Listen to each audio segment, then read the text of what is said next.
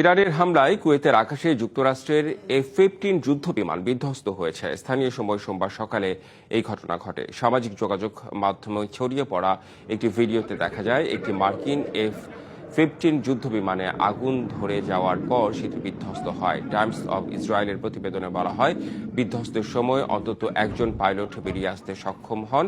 এ বিষয়ে মার্কিন সামরিক বাহিনী বা ইরানের পক্ষ থেকে কোনো বক্তব্য পাওয়া যায়নি। রয়টার্স জানিয়েছে, কুয়েতে মার্কিন দূতাবাসের কাছে ধোঁয়া উঠতে দেখা গেছে। সোমবার উপসাগরীয় দেশটিতে বিমান হামলার সাইরেনের পর এই ঘটনা ঘটে। এর আগে ইরানকে মধ্যপ্রাচ্যের বিভিন্ন দেশে অবিলম্বে হামলা বন্ধের আহ্বান জানিয়েছে গালফ কোঅপারেশন কাউন্সিল GCC। নিজেদের রক্ষায় সব ধরনের ব্যবস্থা নেয়ার হুঁশিয়ারি দিয়েছে জোটটি।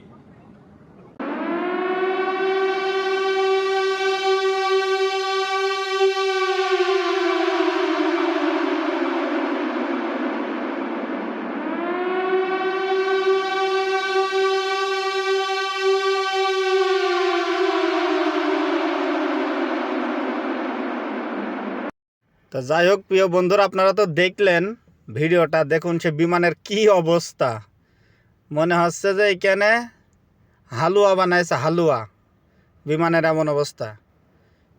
ঠিক আছে, কুয়েতের আকাশে উঠছিল আমেরিকান এই বিমানটা, আর ইরানের থেকে যে মিসাইল আছে সে মিসাইল এসে অ্যাটাক করে এই অবস্থা করেছে।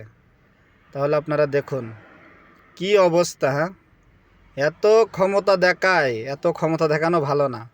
তো যাই হোক, আল্লাহর রহমতে সবাই ভালো থাক, সুস্থ থাক, কোনো মানুষের ক্ষয়ক্ষতি হয়নি, এটাই মেন। এখানে ফাঁকা মাঠের ভিতর পড়েছে, আল্লাহর রহমতে কারোর ক্ষয়ক্ষতি হয়নি, এটাই আলহামদুলিল্লাহ, আলহামদুলিল্লাহ।